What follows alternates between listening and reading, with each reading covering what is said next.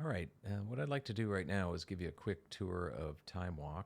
We're building a recreation of Manhattan and its environs as of 1609 and 1660. We'll also be building 20,000 BC when it was in the Ice Age, and 1776 and 1882. But we're starting out focusing on 1609 and 1660. And what you see here is our map. It's all of this is running in Unreal Engine version 5.3, and of course you can see Governor's Island and kind of the tip of Manhattan there, as it appeared in 1609. Now I've got some extra stuff showing, like a kind of a ghost of the Brooklyn Bridge, and you can see some of the river layouts. Those will vanish when I put it in game mode, which I will do here in a minute. But just to familiarize you with it, there are objects in the world like Henry Hudson's boat, which I will zoom in on a little better. There we go. There's the half moon as it appeared.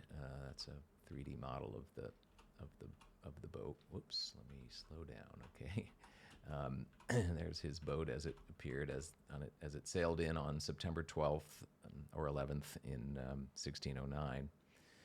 And if I zoom a little further here, we'll see the kind of the tip of Manhattan, the Battery, and so forth. And I've also got a model of the rivers as they were, and the Collect Pond, and a little start on the Lenape village that was around the Collect Pond. You can see the Empire State Building there in the background as kind of a reference point so people can orient themselves. But let me put it in play mode, which will hide all the extra junk and give you a sense of how it looks when you're running it. So again, this is all built in Unreal Engine.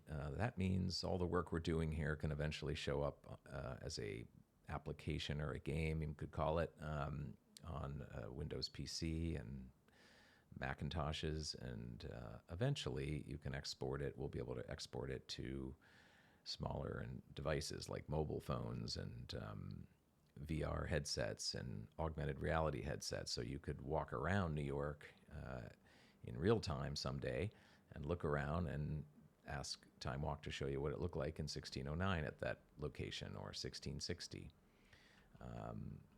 We're probably a few years away from being able to do that reliably, but things are moving in the right direction. So we're starting out by doing all the hard work of building the models themselves for the terrain and the trees and the ships and everything else. So there's Henry Hudson's Half Moon sailing in. I'll turn off the labels so it looks a little more realistic. The TimeWalk has been built with a whole number of things you can do. We'll make a prettier interface later, but you can change it to day and night, and you can fly or walk. You can turn the labels off, and you can switch from time to time from different locations and different time zones. In fact, time periods. If I hit T, you'll see the ones that we're working on right now, the Ice Age and so forth, up to 1776. We've done most of the work we need to do for 1609, which I'm showing you here, and we have lots to go still on 1776, and 1660 is about 20% done. But you can see we get the benefit of Unreal Engine, which does a beautiful job with lighting and water and sound effects and all those things. I'm going to zoom or fly over here to the Battery, and it's got animations and sound effects. Somewhere around here are some seagulls flying if I look around, and they actually follow the ship. We'll see more of them in the 1660 demo. Let me change the time just to show you the land a little better. I can move the sun and change the date. The date and the time. So I'll make it morning here.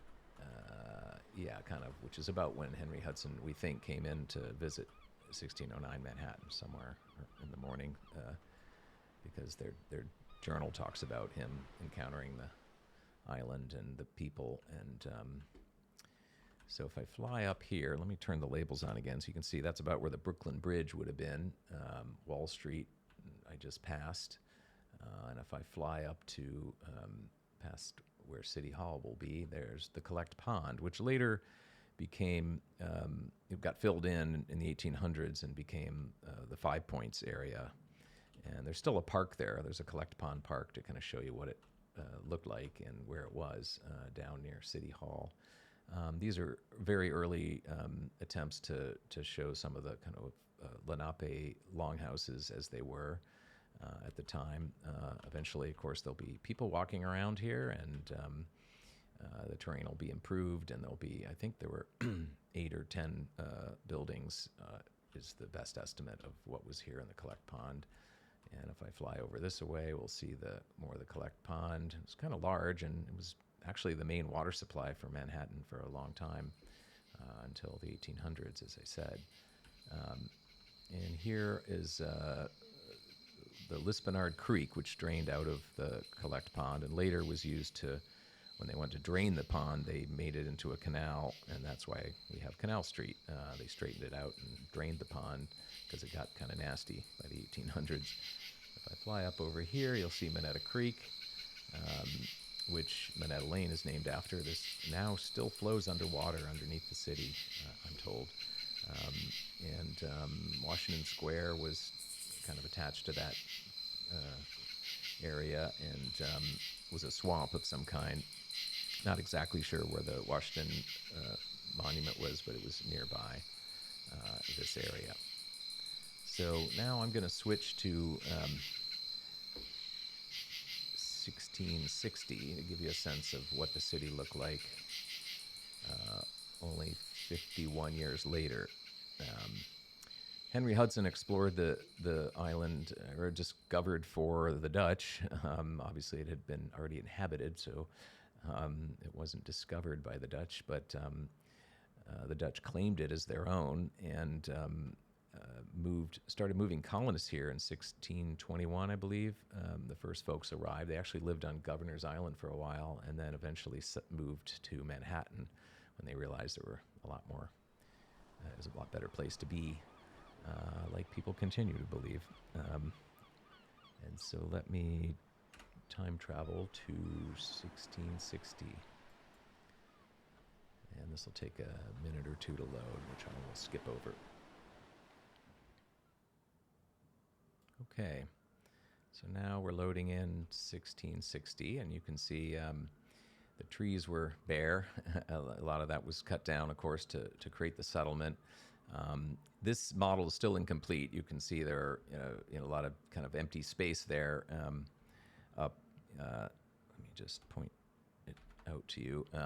We built the buildings along the waterfront here, and we built Fort Amsterdam, which I'll show you in a minute, and the windmill, and have just one boat in the harbor. But obviously we need to fill in the rest here.